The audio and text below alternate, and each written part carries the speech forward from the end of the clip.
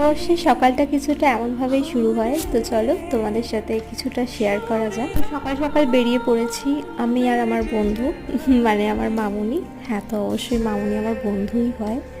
তো তারপর যাচ্ছিলাম একটা আশ্রমে, আমাদের বাড়ির এখানে কাছে একটা খুব সুন্দর আশ্রম আছে। শুধু আমরা দুজন যাচ্ছিলাম না, আমার পাশের বাড়ি কাকিমা আর বোন ওরাও আমাদের সাথে যাচ্ছিল। তো আমরা চারজন মিলে একসাথে বেরিয়ে পড়েছি। সেদিনকে অসম্ভব রোদ ছিল, এত রোদ আর এত গরম। তো তারপর পুরো আশ্রমটা একটু ঘুরে দেখলাম। এর আগেও আমি ওখানে একবার গেছি, আর এই নিয়ে আজকে আমার সেকেন্ড টাইম যাওয়া আবার। আশ্রমটা নতুনই হয়েছে বলতে গেলে, খুবই সুন্দর জায়গাটা। তারপর আমরা ভোগ খাওয়ার লাইনে দাঁড়িয়েছিলাম, ওখানে ভোগ টোগ খেয়ে তারপর বাইরে বেরিয়ে এই দোলনাটা একটুখানি বসেছিলাম, কিছু ফটো ফটো তুললাম, একটু ভিডিও হলো। তারপর বাড়ি চলে এলাম। আর এই মিনি ব্লগটা ভালো লাগলে অবশ্যই একটা লাইক করে দিয়ে চ্যানেলটি সাবস্ক্রাইব করে আমার পাশে থেকো। টাটা।